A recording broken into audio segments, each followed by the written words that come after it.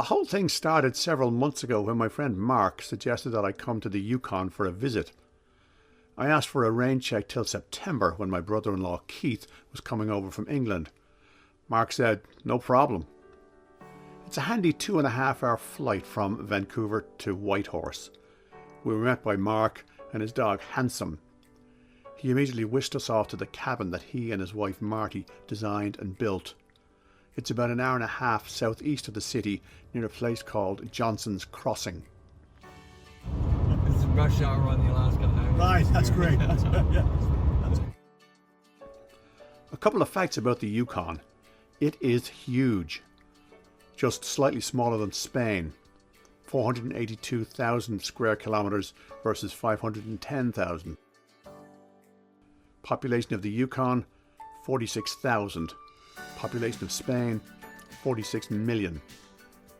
Mark turned out to be the perfect host / raconteur / cook / tour guide. He and Marty have been in the Yukon for nearly 30 years. They live in a place called Haines Junction and have raised 2 sons there. Both of the lads are now living down south in Nelson.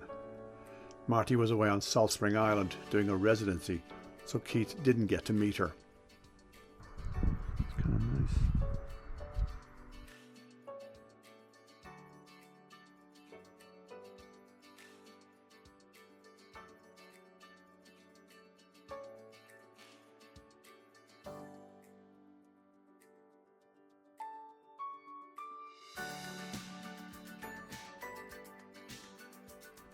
We stopped to pick up a few pails of water from a dispensing station. Oh, wow. Just walked away from it. And then, but if you, a lot of people carry big tanks in the backs of their trucks. Of course. And we'll fill those up. You'll see when I have at home.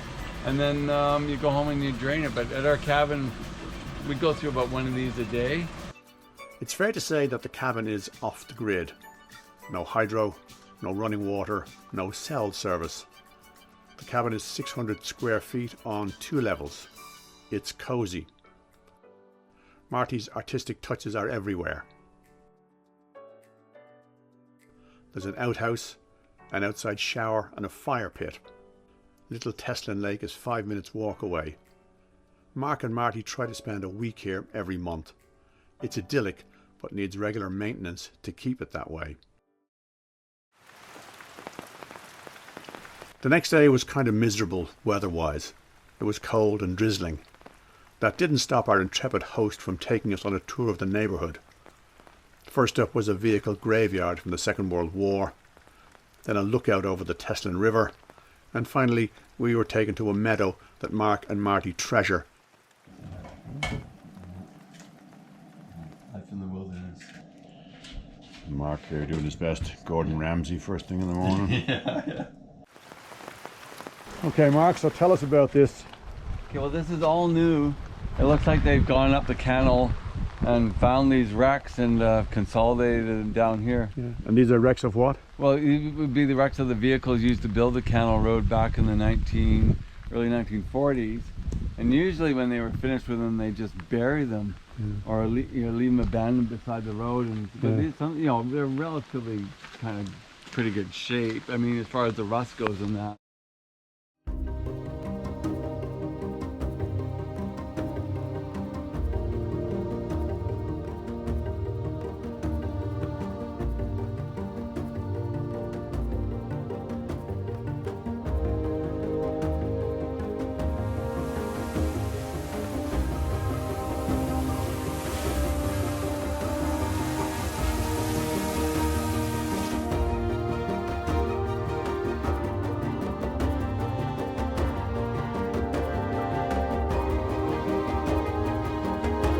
Mark was keen to show us this meadow, covered in an unusual moss. To my untrained eye, it looked rather like coral.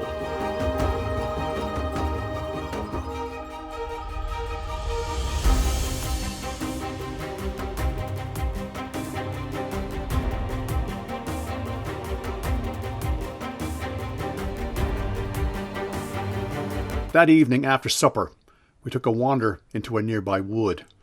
The woods were filled with the most amazing sounds.